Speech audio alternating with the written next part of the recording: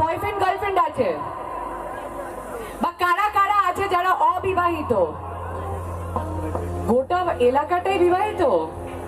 হ্যাঁ, ও আচ্ছা, অবিবাহিত আছো তোমরা? একটু হাত তোলো, জানাও যে আমরা আছি।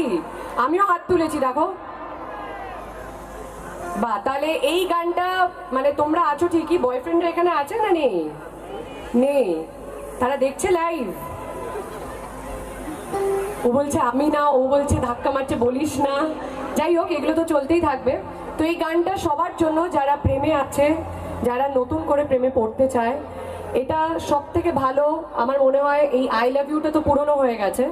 যদি একেবারে আমরা বলে দিতে পারি ড্যাডিকে তোর আমি শ্বশুর বানাবো, তাহলে আমার মনে হয় কাজটা আরো সহজ হয়ে যায়। তো এই গানটা আমি ডেডিকেট করছি এখানে যারা যারা ভালোবাসা আছে তাদের সবার জন্য। জানি না কোন পাড়ায় সারাদিন সারায় প্রেমের আজ বিসিডি পড়ে শোনাবো, করবো এন্ট্রি আমি গ্যারান্টি, তোকে কমেন্ট্রি পড়ে শোনাবো।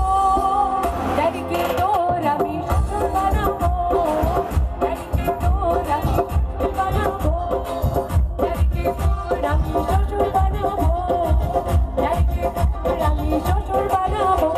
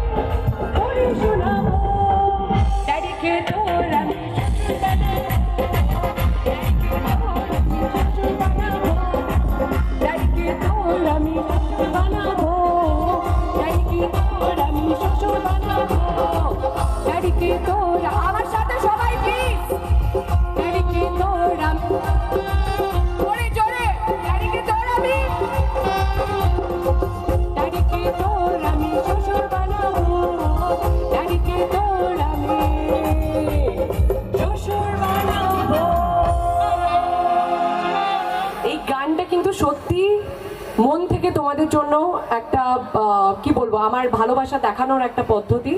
তো প্লিজ, আমি জানি এটা একটা খোলা মাঠ, কিন্তু তোমরা খুব বড় মনের মানুষ, তো কেউ তো ইট পাথর ছুটবে না আমার দিকে, আমি জানি। তো যাই হোক, আমি চেষ্টা করব ডেফিনেটলি তোমাদেরকে মনোরঞ্জন করার। আর আমি আবার একটা ব্যাপার আছে, আমি যখন স্টেজে থাকি আমার এই একা একা ডান্স করতে ভালো লাগে না। একদম আমাকে করতে হবে না ডান্সার থাকবো না, আমার মনে হয় এটা আমাদের নিজেদের পাড়ার একটা অনুষ্ঠান। আমরা এখনো কালী পুজো সেলিব্রেট করছি। একদম। তো কলকাতায় যেমন এখন সবটাই মানে আলোগুলো নিভে গেছে বা ফাংশন হচ্ছে না, জগদ্ধাত্রী পুজো উপলক্ষে আর কি যতটুকু মানুষ প্যান্ডেলে ঘুরছে বা ঠাকুর দেখতে যাচ্ছে, বাট এখানে এসে আমার মনেই হচ্ছে না যে উৎসব শেষ হয়ে গেছে। না, এখানে উৎসব লেগেই আছে একদম। আর আমাদের এমনিও বাঙালিদের 12 মাসে 13 পার্বণ। একদম।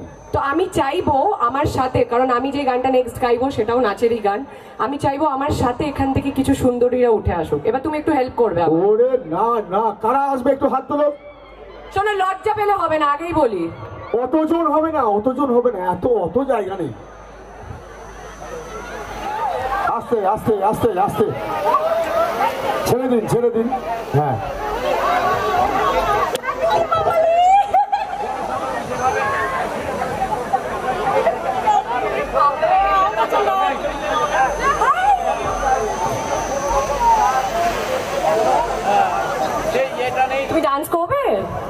হবে?